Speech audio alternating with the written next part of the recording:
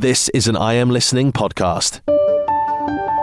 I mean, we're not expanding the infrastructure to support the amount of people we have moving to the country, so we have to put hard brakes on this. Let ourselves catch up. I mean, I'm not saying stop all immigration whatsoever, but a net zero immigration would be the best policy. Welcome to the Kent Politics Podcast. Hello everyone, here we are again for another roundup of political comings and goings in the world of politics in Kent. I'm joined by Dan Essen, local democracy reporter covering the boroughs and districts, and Robert Boddy, who loves Medway Council. A little later we'll be hearing from two county councillors for total opposite ends of the political spectrum in Kent, Reform UK and the Green Party. But first, Dan, we've got some elections coming up in Tunbridge Wells next week. Yes, I'm a big fan of elections in general, and especially when they're near here. But this is to be the very last election held in Kent under the current local government model, and the very last in Tunbridge Wells as well. They have this slightly baroque system called election by thirds, where in a 4-year electoral cycle, year 1, 2 and 3, 1/3 of the councillors are elected, and in the 4th year there's none. But last time they had an election, it was an all-out election where everyone was all the seats were up because the boundaries were changed. But the short of it is, in that election, the Liberal Democrats won control of the council, 22 seats out of 39 they won. But next Thursday there are a total of 15 seats up for grabs, 13 of them regularly scheduled and 2 of them because 2 councillors have resigned. Okay, it's remarkable what's happened in Tunbridge Wells, because when I used to work down there, the whole dynamic was beginning to change. It used to be so absolutely true blue. The local MP, didn't count the votes; they weighed them, and it was difficult to believe that it could then sort of shift so far to the left in terms of, what it used to be. Yeah, well, I mean, it depends what you mean by the left, I suppose, is that many people would say that the Liberal Democrats are basically sort of centre party. But you know what I mean? All things to all people. It's moved quite a bit to the left. Tunbridge Wells is so satirically, stereotypically conservative that, the disgusted of Tunbridge Wells in the Telegraph, let us see a dissection.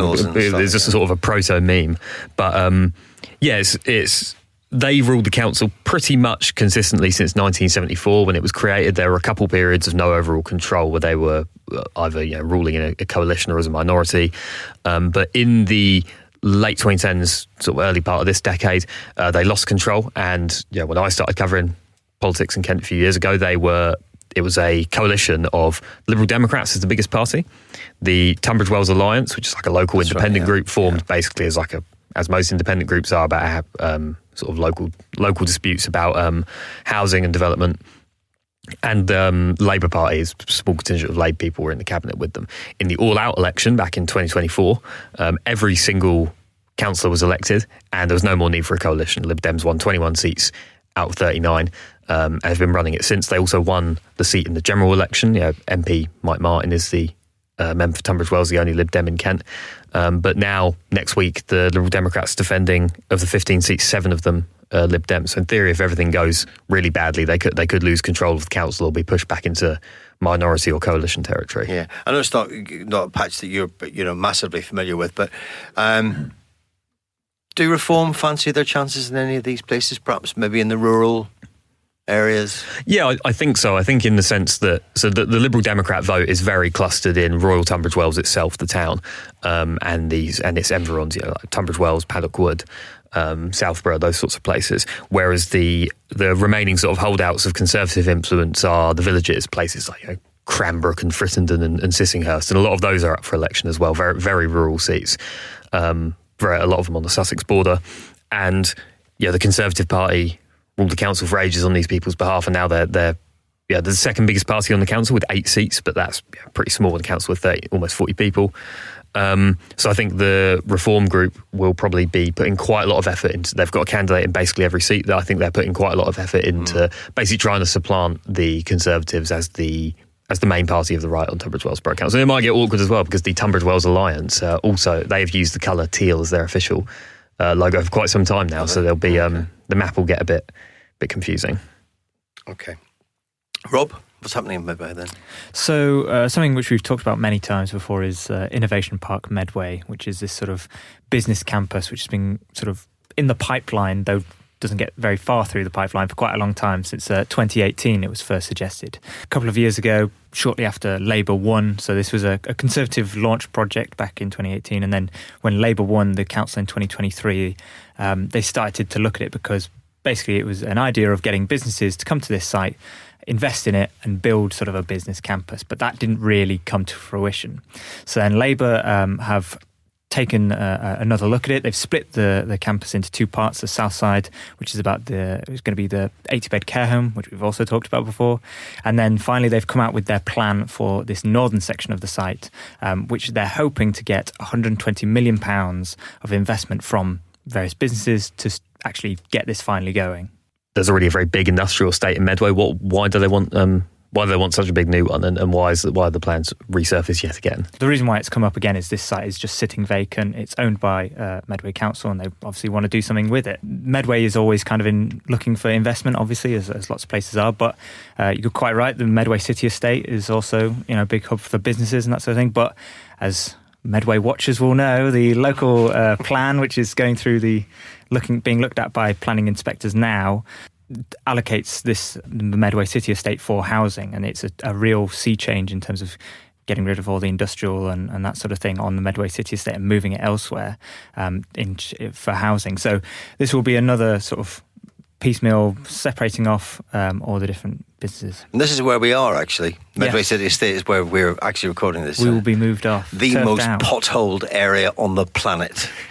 What they're hoping for, as I say, they're asking for £120 million worth of investment. They've opened up the bid process. It's got to be agreed by Cabinet first, but after that point, it's got open to bids from any business. And basically, all they've got to really prove is that they can achieve what Medway Council wants, fits in with that sort of idea, and has the means to see it to fruition. Because I think that was the problem with previous iterations of this plan, was basically there were some suggestions that some businesses might be interested, but then they kind of didn't see this whole process through. Whereas I think Medway Council, the new administration, or well, relatively new, will be hoping that they'll have a bit more luck this time, but of course time will tell.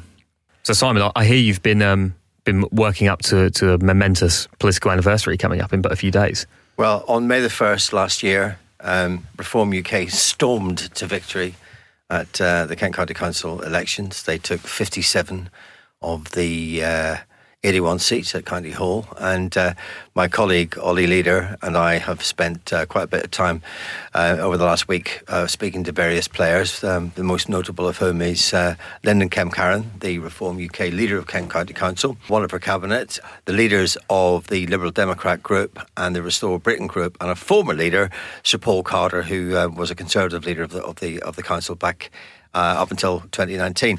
It's really just a stroll back into the last year, and it's been quite a momentous year. It started off with a mighty row about Reform wanting to remove the Ukraine flag from the chamber at County Hall, and sort of ended with all the opposition parties clubbing together in a mass walkout because they didn't want to take part in a debate about immigration. And there's been lots and lots of things in between. There's been 7 expulsions from Reform UK.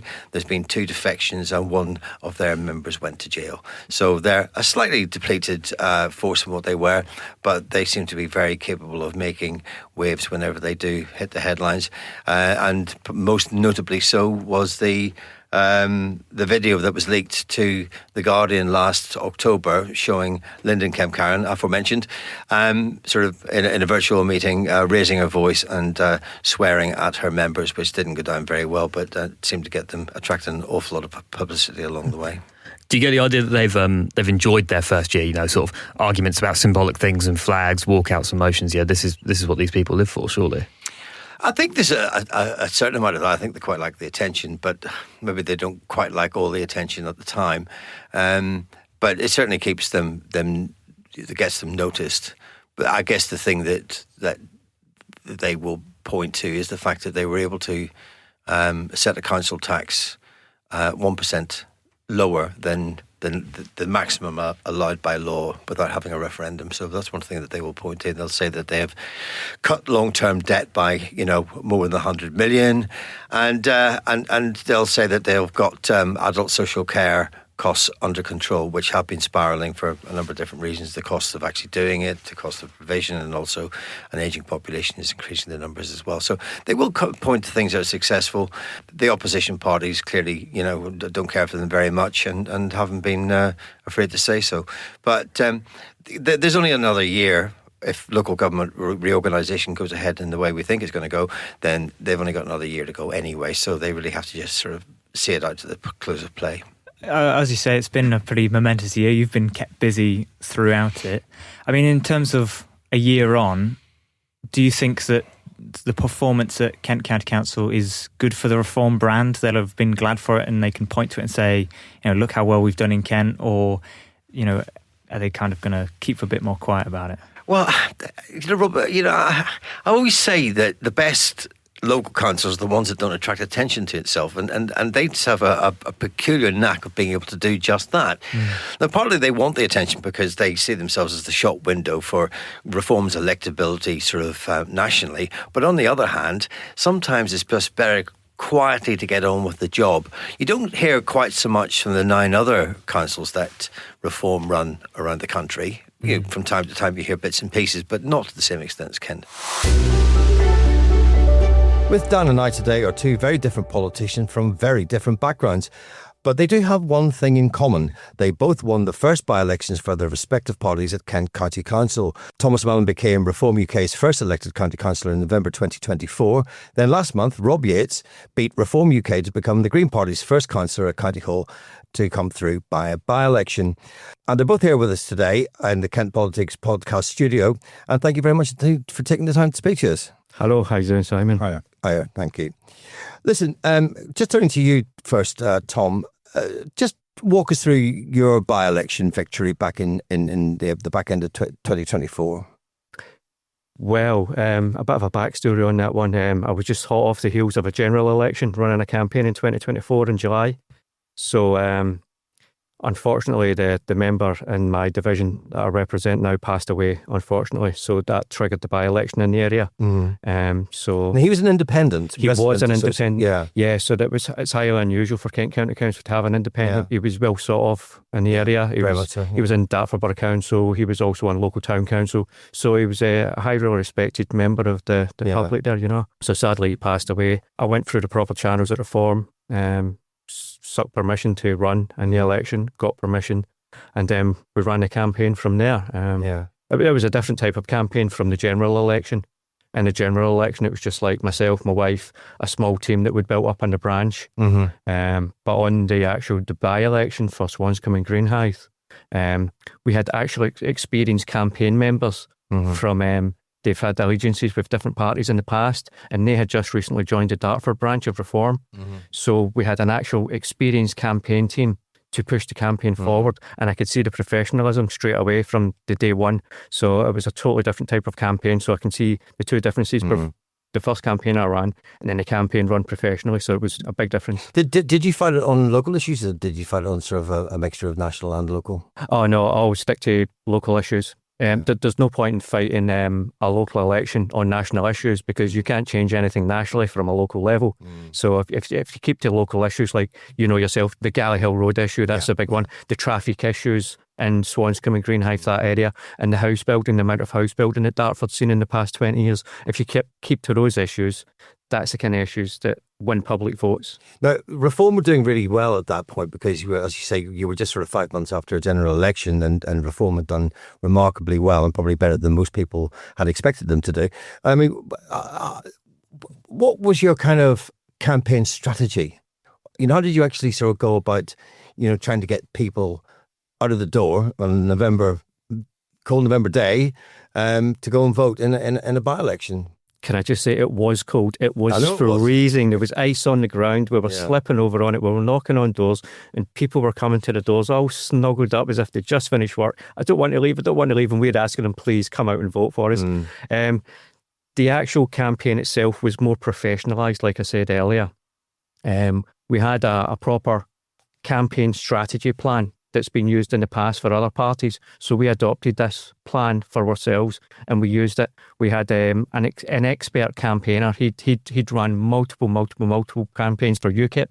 So he was running our campaign, and some of the other, shall we say, Reform branch members that had just joined, they were ex-campaign experts also. Right. So just the burst of enthusiasm, the burst of professionalism. When you talk about professionalism, what do you actually mean? Just give me one example. Is it leafleting? Is it data? Or? Yeah, I mean, leafleting, everybody thinks that's your campaign, a leaflet. But if you go down and you want to do a successful campaign, you have to do door knocking. And to do door knocking, you have to have information.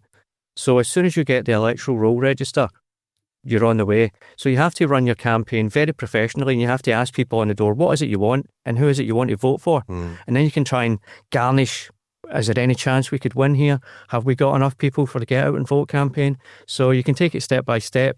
But as I say, comparing it to the general election where I ran in 2024 in July to this campaign in the by-election in 2024, it was the professionalism was leaps and bounds. As I say, we were using a proper electoral register. We were knocking on doors relentlessly, asking people, would you vote for us? And then it's there, you take it from then the leafleting, and then obviously you've got to try and get people that use the postal vote to vote for you as well. So you have to run a campaign alongside the campaign for the postal vote voters. So it's quite intricate rather than just putting out leaflets and making yourself visible. There's a lot more to it. And what was your majority in the end? I think I won by 37.5% or 37%. Yeah, but I actually won in May by a larger amount. Rob, just talk us through your by-election victory. That was on April the 9th. It was a very, very high-profile campaign, as anyone like me who had to cover it. It was fought more like a parliamentary by-election. So how did it come about? So hello, Simon, and it came about. Thanks. It came about because Reform councillor Daniel Taylor was imprisoned for 12 months for coercive control. I think I'll leave it at that. But what I can say after going into KCC is that not only was that the situation, but he also had £5,000 to give away to the community, a community members grant, which was never spent. So this is a councillor who not only... He was largely absent after he was suspended. Let's be fair. And he attended a couple of full council meetings, but he was convicted, and that is at which point he was formally expelled by the party. Let's just put that on the record. From then, it was basically a whirlwind campaign. Caroline Lucas came down to kind of kickstart and launch the campaign. So we got a big community gathering then.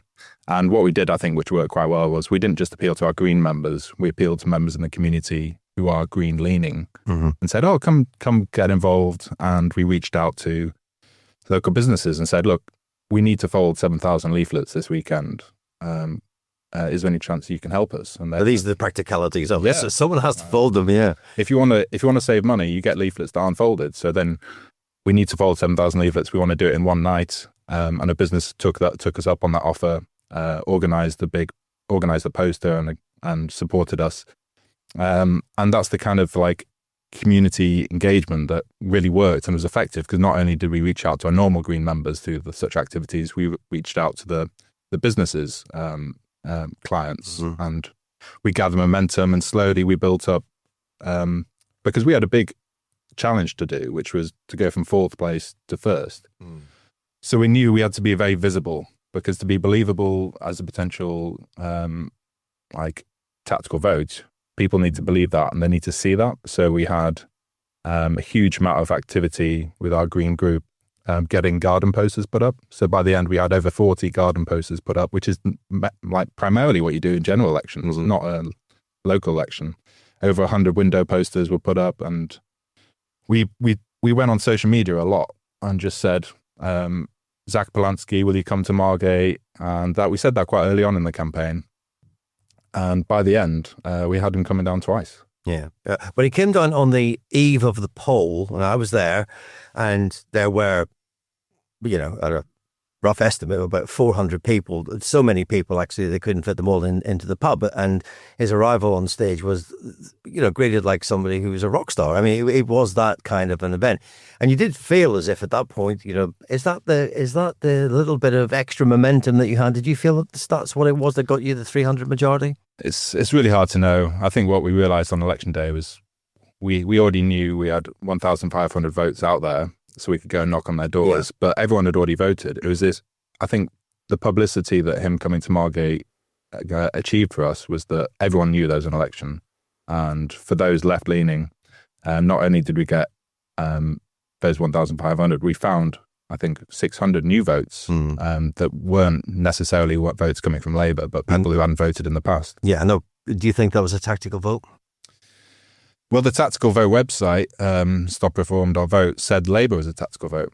And they put that leaflet through all the doors. And I think it was because we had a very visible campaign in windows and in garden posters and in businesses as well, that we managed to break through that, because some people have come up to me since the election and said, I'm really sorry, I believe that leaflet. Yeah. Well, I mean, I was down there with my colleague. We went down there 4 or 5 times, and we began to realise, fairly early on, that this was going to be a straight Green Party reform fight. And nobody necessarily took that terribly seriously because the Conservatives had done okay in the election last year, and the Labour Party came second. So they both thought they had a good tilt at it. Lib Dems knew they weren't going to win it, so they hardly did anything at all. But off the back of that, Zach Polanski then sort of came to the victory rally afterwards. So that was a bit special too. Yeah, on election day at the count, Lyndon Cumcarron, that's the Reform UK leader. Reform UK leader, left without saying anything to the journalists. And next thing I know, I got a call from Zach Polanski's PA saying Zach's on the train down for the victory rally. Then ended up in a local nightclub. So another normal day in Margate. I want to ask you both. Obviously, there's a lot of talk here. When you sounded a local council by-election, by necessity, your campaign literature has to have a local focus. There's a lot of kind of ideological power in being the most local possible candidate. But surely there is also an implicit reflection that, implicit acceptance that it is a reflection of a national mood. There are purely local political parties, and it's stuff like the Tunbridge Wells Alliance or the Swanscombe Greenhearth Residents Association, and they're not making waves nationally. And a big part of why your two parties are interesting and talked about at the moment is because nationally there seem to be insurgent. Zach Polanski and the Green Party under his leadership is a challenging force of the left, and Reform is looking like it will supplant the Conservatives as the party of the right. So do both of you think that maybe the national sort of cachet that your parties have mean that realistically, you don't have to have a local policy on absolutely everything, and there are a lot of people who are going to vote Reform even if you said nothing about Dartford, for example? I think there's a part of that to it, definitely. I mean, there is a lot of people that are elected because of the rosette they're wearing, but that's happened up and down the country for hundreds of years. You could put a red rosette on a donkey and it would get voted in. So I think nationally, the mood is swinging. If you're asking the question about nationally, the public seem disinterested in the established parties. It seems as if there's a great void opening up, and it has to be filled by someone. And I think on the right, Reform, and maybe on the left, the Green Party are filling that void, because I think establishment parties have had their day. The country is unarguably going down the pan, shall we say. We can see standards of living slipping, and we can see in even finance terms that we don't take in as much tax revenue off working people as we give out in benefits anymore. So we can see there's a great shift. And I think that the paradigm shift in itself now is going towards outside, say, the establishment parties. And people are saying, well, we've gave these establishment parties years, decades, hundreds, sometimes centuries, to actually improve standards of living for people in this country. So they're looking to parties like Reform, like the Greens, and saying, well, these guys haven't done a good job. Let's give the new parties, let's give them a chance. But Tom, this happens so quickly. I mean, that's the sort of remarkable thing about it. We've gone from a two-party state to a multi-party state literally within 2 years. It's remarkable. And I know that Reform were building sort of, quietly in the background, previously as the Brexit Party, but Farage coming back just before the general election obviously was a big reason for that. But, Rob, what is it about the Green Party? I mean, that success is even, has ballooned sort of even more recently than that. It was almost since last autumn when Zach Belansky was elected as a leader. Yeah, well, I'll come on to that. I'd like to agree firstly with Tom. I think I met those on the doorstep who were undecided between Green and Reform. Yes, I heard that a lot. Yes, these residents and voters exist, and it does show that the established parties have let down the country. And I think the Greens' approach to that is, look, this is about the cost of fuel, the cost of water, cost of electricity, cost of food, cost of living has gone up, and the established parties don't seem to be talking about it. Yeah. But going on to, sorry, what was the question? Well, I wanted to ask something. So obviously you used to be a member of one of the major parties which is now crumbling. You were elected to that district council in the first place as a Labour member. You were in the cabinet of that district council, and what happened? Yeah, well, you don't need all the gory details on why precisely you left, but I do wonder, did the realisation that the Labour Party might be done for as a political force come sort of before or after you left? So I think the timing was really interesting because Labour came in, vote change. This is like 14 years after Tory control. They said change, and that was a word that people bought into. And the change has been slow, to be generous to them. And Greens, on the other hand, came in and were very straight talking. Like, this is Zach Belansky's incredible communicator. And he's basically saying, well, we shouldn't be supporting our military being involved in the war in Gaza. We should be protecting minorities, whether they're disabled people, trans rights. And he's just speaking truth to power and saying to the Labour establishment, why are you leaning to the right? And if you're going to do that, we are a serious party and we're going to take all your voters. And I think they've done that. So when I left in September, every single comment on my Instagram account was positive, except one, which was from the lead of Swindon Council, who's an old Labour friend of mine. So I think it represented the mood at the time. They were ready for Zach Belansky, and he came in strong, and the country has said yes to that and no to what has been terribly slow change with Labour. And presumably, there is another challenger party of the left in the form of your party, which, their birthing pains were the source of considerable media entertainment last summer, and now they seem to be essentially irrelevant. I mean, did you think they were not even worth entertaining, or? Well, I was grateful to those people who are involved in your party and Thanet for not standing in the Cliftonville by-election, and I think they did the same in Gorton and Denton. I think there are people in that party, in that movement, who say, look, we need to be tactical about where we stand, and I'd applaud them for that. As you recognise, the Greens and your party are competing for similar kind of voter, a similar kind of electoral space, and may end up with quite a similar policy platform in, say, the next general election. Yeah, I think they're having teething problems creating the party and what the policy platform is. But surely they've been supplanted now by the Green Party anyway. I think you don't hear about them in the news very much anymore. No. But we are hearing about Restore, and that's got to be a concern because, many of the seats that you picked up last May, Tom, were on the low 30%, and one assumes that there was a reason for that a lot of people maybe who hadn't voted before, didn't normally vote, decided to go out and vote, and it got you across the line. You got 57 out of 81 seats, which was way more than you guys thought it was going to be. But do you think that when we get to the shadow elections for the new authorities coming up next year, that if Restore Britain start nicking 6, 7, 8% from the hard right vote, do you think that could end up sort of costing Reform UK?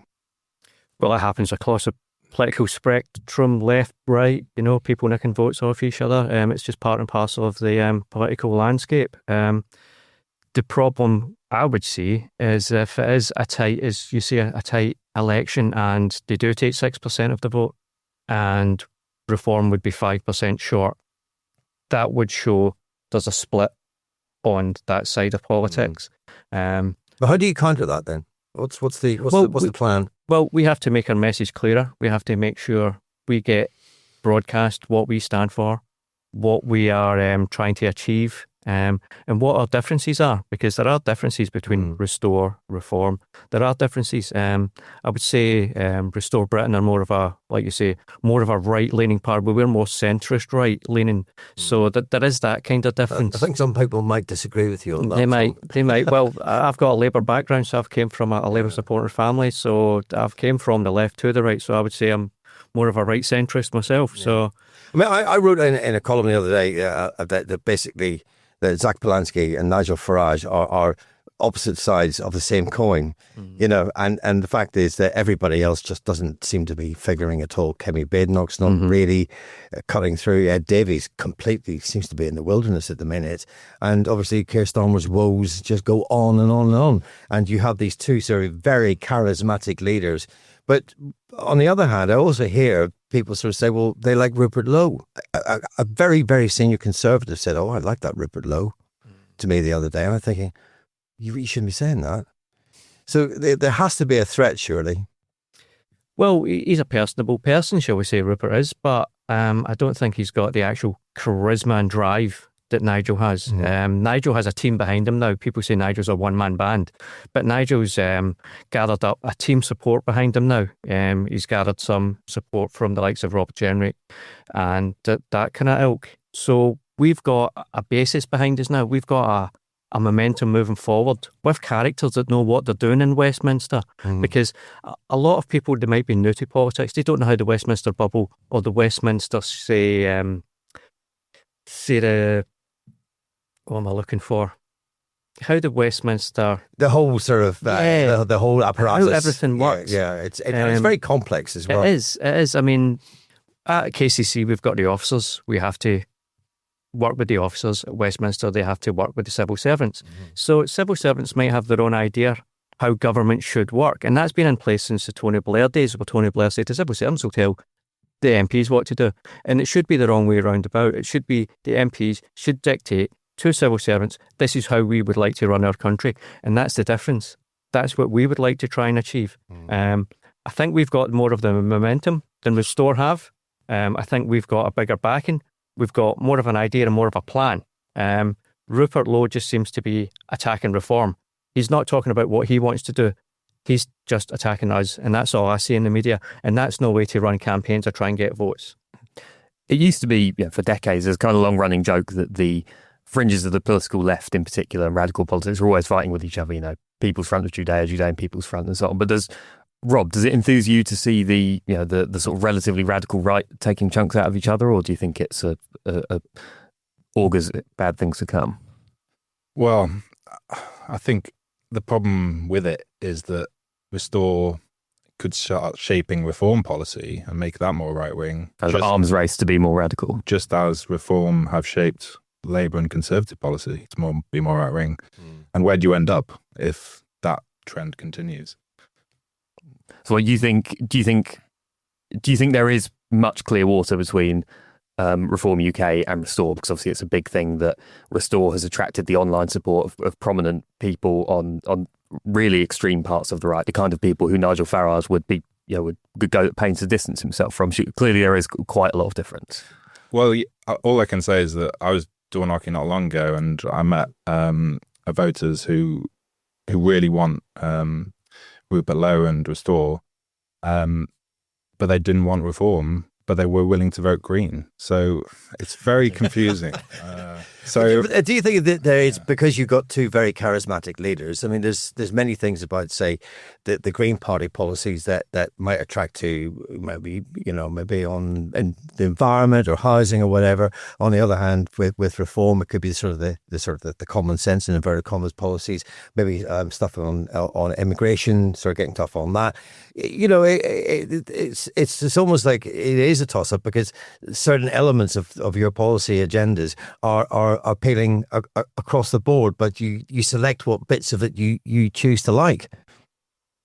I think there's a clear difference, which is immigration, between Reform and Green.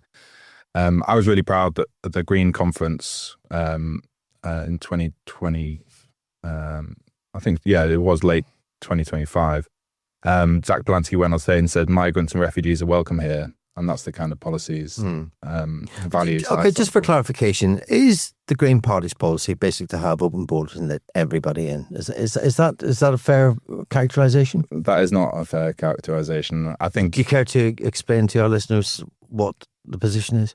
So we need dignity, and we need empathy and compassion when we're talking about refugees.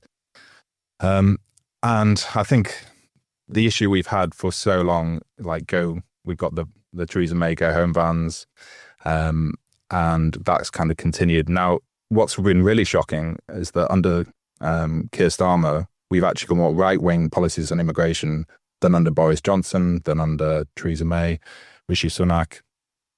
And that's happened almost overnight, and there's been a kind of collective national shrug, so to speak. And I mean, they were elected to do it. The Labour manifesto did say that they would deliver on what governments since the early 90s had promised, which was low immigration, and never been able to deliver it. They have a mandate for it, is what they would say. Yeah, and the Greens would respond by saying, well, is it fair that people who have got their right to remain in this country, actually, we're changing the rules to make it, it's going to be 20 years until you can get your citizenship instead of 10.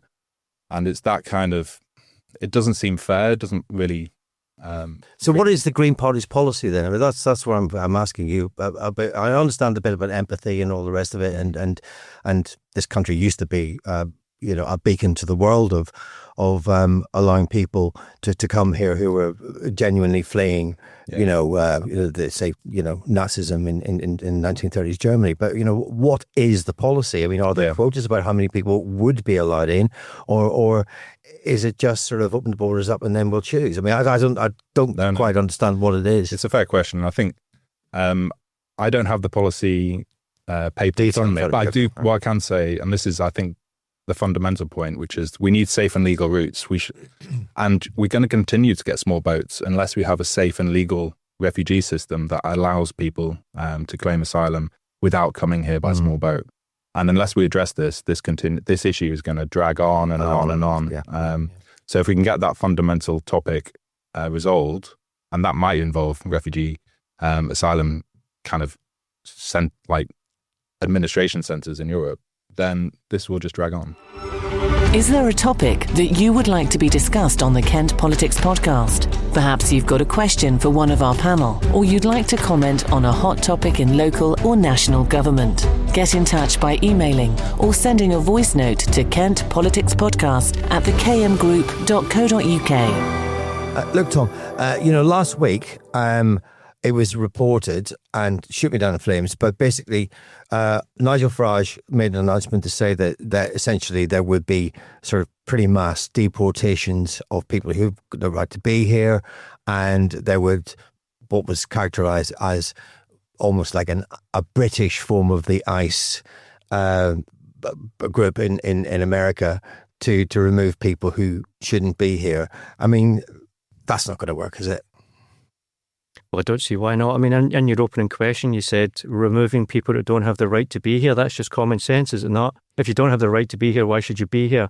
And I mean, the people that are demonising ICE in America, these kind of agencies have been going on for decades. And I'm sure Obama actually deported more illegal migrants from America than what Donald Trump has. But there was no uproar then. But it just seems to be the Donald Trump syndrome. Because he's doing it, it seems to be evil. So, I mean, you said it in your opening question there, people that don't have the right to be here, you kind of answered yourself, if you don't have the right to be here, why should you be here? I mean, why have we just opened the doors up to the world and says, come on in, come on, walk, one and all? The NHS is creaking. The NHS is falling apart. Our roads are falling apart. the actual population explosion in this country due to mass immigration. But I thought the population was going up because it's been going up since the beginning of the turn of the last century. I mean, but most of that's through mass immigration. Now, if you look back to the 70s, immigration itself and net would be in the 30s of thousands. And then it shot up into the hundreds of thousands. And then under the Boris wave, you're looking at nearly 1 million people coming in one hit. I mean, this country can't sustain that. There's no infrastructure being built to support it. There's no extra schools being built to support that. There's no extra hospitals being built. If anything, hospitals are closing down and amalgamating into hospitals like in Dartford, where they're closing down the Sidcup Hospital and then everything moves into the Darren Valley Hospital. I mean, we're not expanding the infrastructure to support the amount of people we have moving to the country. So we have to put hard brakes on this. Let ourselves catch up. I mean, I'm not saying stop all immigration whatsoever, but a net zero immigration would be the best policy, because on average, about 200 to 300,000 people leave this country each year. Mm-hmm. So why don't we import the best and the brightest like we should have been doing, like Boris said he would do? He would import the best and the brightest. But that's not what's happened. They lowered the bar, the set skill bar so low, anyone could come in. So why don't we do that? 300,000 people leave. We can bring 300,000 people in. Doctors, nurses, even plumbers. If we've got a shortage in building skills, if we've got a shortage in any form of trade at all, we can import those people. It doesn't actually reduce the size of the population. One of the you did say the population. And you claim that it's due to mass immigration, but the population has been rising for the last couple of centuries. That's the reality of it, Tom, I think. And we're a small island, and there are only so many jobs and so many sort of tax revenue creators to support the amount of people it's got, and it appears that it's got too many. But we also have a falling birth rate, so maybe it will correct itself in time. But if you say that it's 300,000 in and 3,000 out, at the same time, you're still left with the same amount of people here. Well, that's not a bad thing at the moment, because we need a hard pause. We need to put a pause on immigration as it stands at this moment in time, as I say, so we can catch up with the infrastructure, so we can catch up on building schools, building extra hospitals, because I think the main problem is at this moment in time, social services are struggling. They're struggling really hard, because what we seem to find is, you're right when you say the birth rates have fallen. And that was slowing down the population increase in this country. The population increase in this country has exploded exponentially due to immigration, due to people coming to live here. That's why it's growing. It's not due to birth rates. So what we've got at this moment in time is we've opened the doors up and too many people have come, unfortunately. And it's a case of the country is suffering now. Now we have to pause, rebuild, and then we can start again. But I mean, we've always had safe and legal routes. And during the Ukraine war, when that first started, with safe and legal routes for Ukrainian families to come over here, not a problem whatsoever.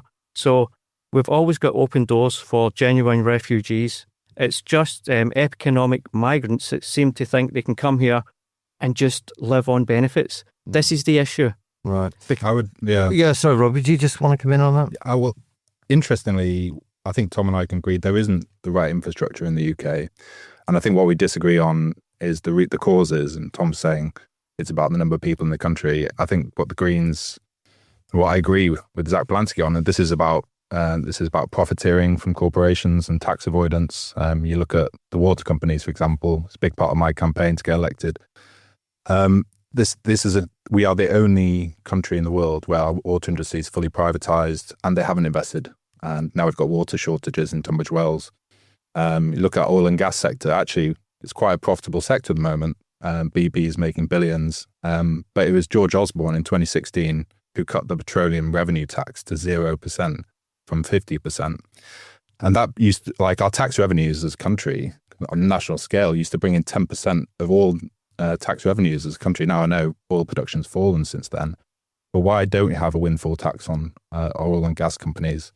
Like at the moment, then there's the tech companies, Amazon and others who are using tax games to avoid paying billions of pounds. Now, all of this money from oil and gas, tech companies, water companies, electricity could be used to actually invest in that infrastructure. And I think that's what Zach's saying is this, the reason we have hope is there is another way of doing capitalism. And capitalism in this country is not working very well. And it's not about immigration. It's about having a capitalist system which actually can provide infrastructure, and we can have a social contract which works. Yeah. Sorry. I think a lot of people would be pretty sympathetic to that, but I suppose it kind of presents the question, even with the most efficient and rational use of the government's resources and economic policy, could the British government reasonably plan to build sufficient infrastructure for its own population plus net immigration of 700,000+ people per year? And does it have any obligation to? It would be the more basic political question. Is it possible for the state given the state we're in, to provide all the infrastructure needed for such a dramatically increased population? And does it have an obligation to? Why, from first principles, what is the justification? Why does the British state and the British people have obligations to people who aren't British citizens? Because that's essentially the central political question of human rights law and immigration. Yeah, well, it's I think when I look at immigration in Thanet, I see it as a homelessness issue, because you've got people who are waiting for their asylum claim and they don't have a place to live. So the government provides hotels for them. But we also have a huge number of people waiting for social housing. And the answer is actually investing in social housing, which is something, to be fair to the Labour administration in Thanet, they are doing. They're building housing for temporary accommodation and for new council homes. Oh, there's a big push by the Greens in Maidstone as well, in fairness. Yeah, no, I think we are coming to terms with this. And I think even the Conservatives, when they're in power, they set new rules to say, actually, you can start taxing second homes more for council tax. And that's been introduced pretty much across the board at all council levels, regardless of which party. So I think the question about, is there an obligation? Well, if they're legally in the country, then why are we treating them any differently? I would say that's the answer, but it's ultimately a homelessness issue. And we do have a large number of second homeowners in tourist locations. And we've still got the ridiculous situation in Thanet with over 700 Airbnbs, where Airbnbs can avoid paying council tax and they can avoid paying business rates by claiming small business rates relief. They're contributing nothing, and sometimes they're using our council tax bin collection without paying. And why aren't we talking about the unfairness when it comes to people just not contributing to our society and making lots of money? Do you think it's time to get rid of the first past the post system, Tom, and adopt PR, which Nigel Farage is very keen on? Wow, that's an interesting one. Many years ago, I was a big supporter of proportional representation. It takes a lot to win on first past the post. It takes a lot to win a general election on first past the post basis. But I think as a party now, we've broke through that barrier. Just for context, you got 14% of the vote in the general election 2024, and you got 5 seats. The Liberal Democrats, they got 13%, they got 72. So it's a bit ridiculous. But what PR brings is you might have a largest party. You have to go into some form of coalition, so it makes governments weak. Well, that's a position that we would have to face if it came to that. But at this moment in time, some polls are showing Reform would win a majority. But like you just mentioned, the last general election when Reform won 5 candidates with the amount of millions of votes that it received compared to the Lib Dems, I think that's just to show we were polling at 10% at the time. But we overachieved on the amount of votes that we actually received. And I think in the May elections in Kent, that just proved the vote share is out there for Reform. It is there. The Conservative vote share is actually being decimated in large parts and swathes of the country, just the same as the Labour vote's being decimated. And I'm proof of that. The Labour share vote from my election back in November to the May elections went down by 600 from the first vote to the second vote. So I think at this moment in time, there is national disinterest in the government we have at this moment in time. A lot of people feel conned, cheated, shall we say, and they're a bit disenfranchised about the established parties. So would PR be a fairer system, do you think, if it could be achieved? It would have been for the smaller parties. It would be for the smaller parties, absolutely. But then we get into the conundrum where they have in Europe, where they have PR systems, where they have to go into multiple coalitions. So you have 2, 3, 4 parties actually trying to run the country together, and then you have to make backroom deals. But then what happens is that a bad thing? Because surely, if you have if you have one largest party and maybe two or three smaller ones, what that actually does is helps to put a brake on the largest party sort of chucking its weight about, because you have to be a bit more collegiate, a bit more collaborative. Well, that's a valid point. But what it also does, it could actually dilute your manifesto pledges or your manifesto policies, because at the discussion table, the smaller parties might say, well, we agree with you on this, but we don't want this. And the fact that they say we don't want X, the X could have been the thing that got you elected. And then you have to disappoint your voters by then saying, right, we're going into coalition with these parties over here, but we will no longer be standing on our manifesto pledge. Yep. So a lot of people would be disappointed by that, but where First Past the Post delivers, this is what we promised, this is what we should be getting. Yeah. And this is where the Labour Party's fallen down, because they've promised change, they've promised to make things different, they've promised to make things better than what the Tories left it, and I don't see it. I just can't see it. Yeah. Rob, PR for you? Oh, 100% PR. I think we need to get away from this whole tactical voting nonsense on the progressive side and the left, because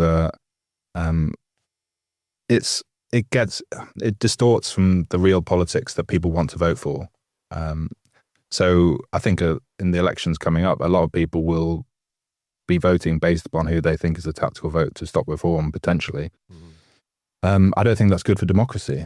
I think ultimately people should vote for who they want to vote for. And I think PR would actually help the Green Party. I think there's a large majority of people, which is shown in the by-election I won, that they do want hopeful politics where we can change capitalism for it's working for us and not working for the large companies profiting from us. Do you think that there's a difference between the general sort of hope seems to be the central sort of theme of everything that the Green Party says, whereas, the word that seems to most frequently come from the mouth of Nigel Farage is everything is broken.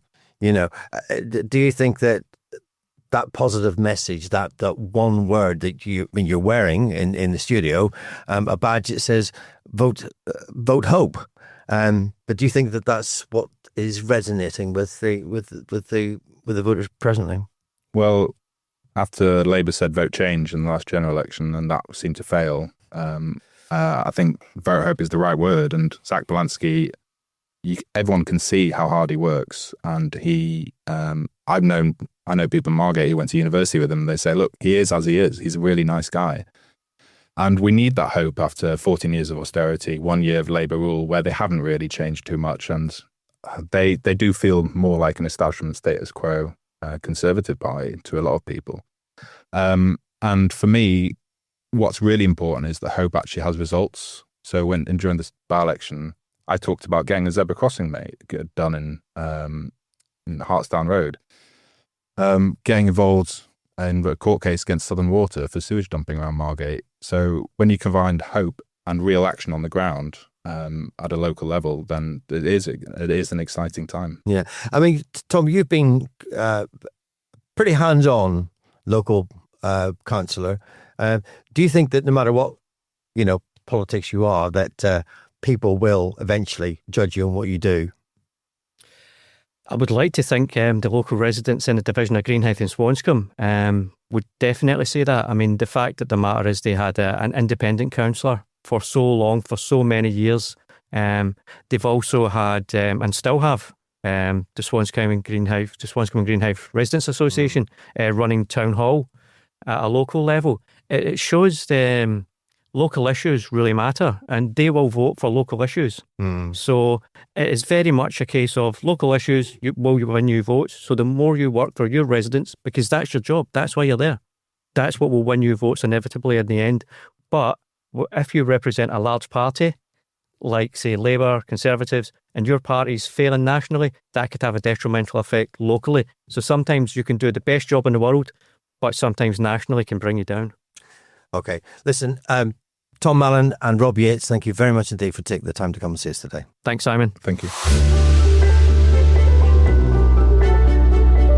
Okay, well, that was pretty interesting, actually. What struck me, Dan, was the fact that they actually agreed on things. If we cast our mind back to the day when Vince Maple and Lyndon Kemp-Carron came to speak to us, and they were basically sort of like chucking bricks and bolts at each other verbally. These guys actually seem to be quite sort of in agreement on certain things. Yeah, didn't even need to hose down the studio afterwards. But I suppose that there's a certain kinship between more mild-mannered members of insurgent oppositional parties, because they, if they recognise that they're both part of parties which are thriving on the failure of the existing two-party system. They're both among the electorate capitalise on a very widespread sense of disaffection and dissatisfaction, and. But I take your point. They've actually got quite an unflustered sort of approach, and Rob Yates quite well, and he's a very tall man. He's a gentle fella, and he talks to him very quietly. And Tom Mallon is very straight talking, but he's always sounds incredibly reasonable, no matter what he says. Yeah, they're both very nice and friendly.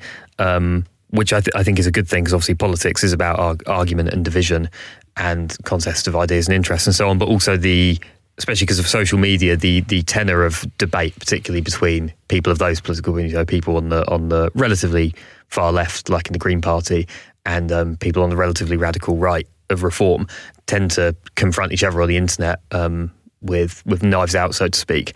And you would often, if you used Twitter/X as your barometer of debate, you would assume that people in the Greens think that the Reform Party is basically the new SS, and that the members of the Reform Party think that the Greens are basically some dangerous communist cell looking to take over the country. Obviously, neither of those two caricatures, I think, has much merit, and it's good to see politicians actually challenge each other's ideas and try to speak properly to each other.